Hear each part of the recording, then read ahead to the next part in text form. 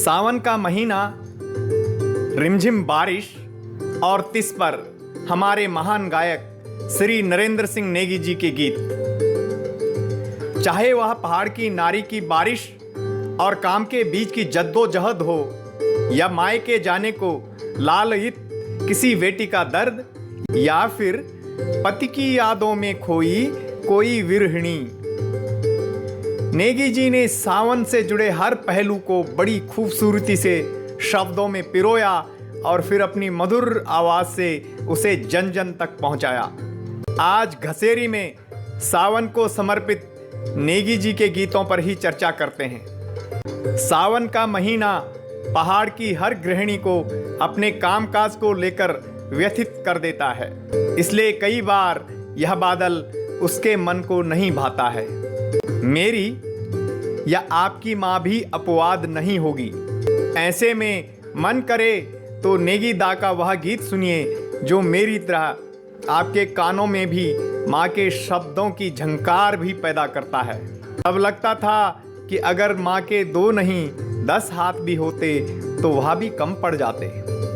कपड़े, मोल, लकड़ियाँ, रजाई, गद्दे, सूखने के लिए डाला गया अनाज, सबको भीगने से बचाना है। घर का कोई सदस्य बाहर है तो उसकी भी चिंता होती है, और अगर माँ स्वयं खेत में है तो खुद की नहीं घर की चिंता सताती है।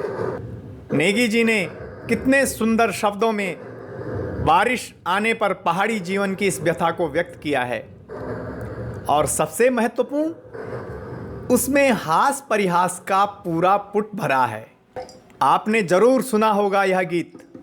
रा रा रा ए गे रे बरखा झुकी ए गे, रा रा रा ए गे रे बरखा झुकी ए गे, सारा रा रा डांजू मकान कोयड़ी छे गे, सारा रा रा डांजू मकान कोयड़ी छे गे, रा रा रा ए गे रे बरखा झुकी ए गे।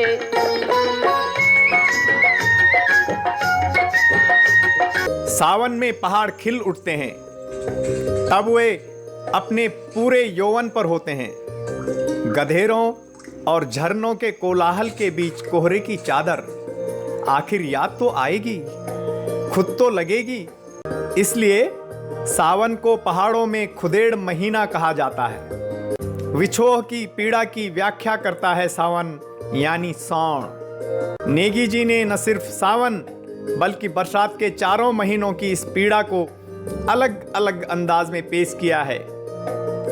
कभी वह गरारा ए गे रे बरखा झुकी ए गे वाले गीत में पूरी शरारत के साथ बॉडी और बॉडा की परेशानी के जरिए हम सबकी दुश्वारियों का वर्णन करते हैं, तो दूसरी तरफ उस विवाहिता के मन के अंदर झांकने के लिए विवश कर देते हैं, जिसमें मायके के उसके उल्लास और उमंग से भरे दिन छिपे हैं, जिन्हें वह दर्द के जरिए इस तरह से बांध का गीत है। ठंडे दर्द का गीत, सतत चलने वाले दर्द का गीत।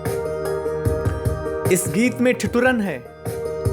पहाड़ में अब भी कई महिलाएं इस दर्द को समझ रही होंगी, लेकिन फिर भी उन्हें इसमें अपनत्व लग रहा होगा। आखिर यह उनके मन का गीत है। एक फिल्मी गीत है, हाय हाय ये मजबूरी, ये मौसम और ये दूरी, तेरी 2 टकिए की नौकरी, मेरे लाखों का सावन जाए। यह एक विरहिणी के मन की बात तो कहता है, लेकिन चलताऊ अंदाज में। नेगी जी के गीतों में इसी वियोगिनी की दिल की आवाज कुछ इस तरह से निकलती है।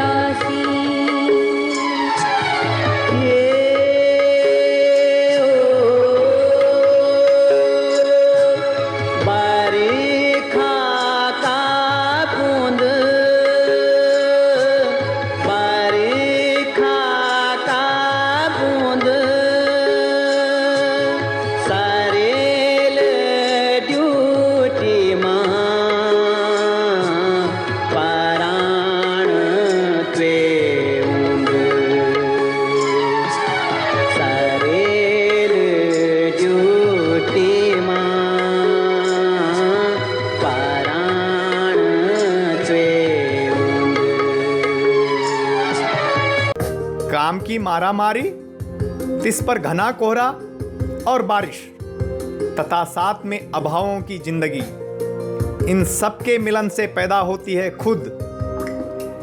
कभी याद आती है माँ की तो कभी अपने पिया की, जो दूर परदेश में ड्यूटी पर तैनात है। जब खुद अपनी पराकाष्ठा पर पहुंच जाती है तो फिर मन पिया के पास पहुंचने के लिए तड़प उठता है। मुझे लगता है कि पलायन के लिए हम पहाड़ियों की यह खुद भी जिम्मेदार है।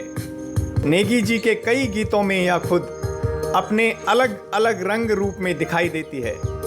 सावन से पहले जब वह बारिश का आह्वान करते हुए गाते हैं, बरखा है बरखा तीस जिकुड़ी की बुझे जा, सुलगुदू बदन रुझे जा, झुड़मुड़ झुड़मुड़ कह की ऐजा, तो इसमें एक खुद समाई हुई है जो अलग अंदाज में सामने आकर हमारी यादों के पिटारे को खोल देती है।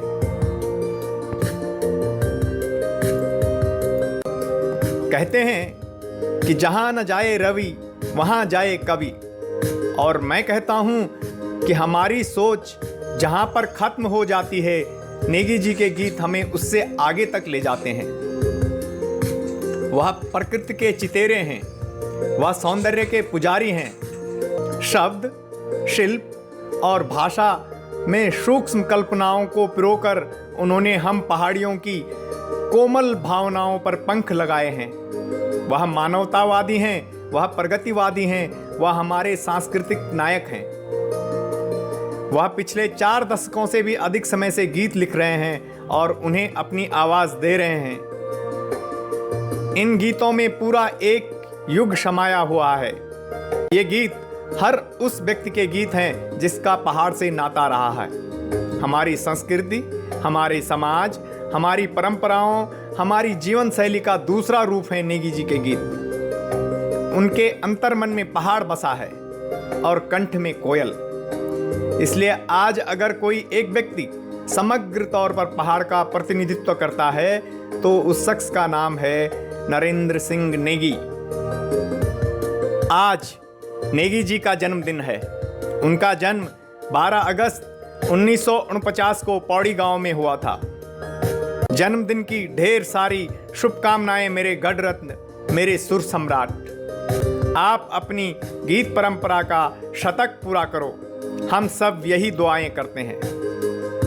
जय उत्तराखंड।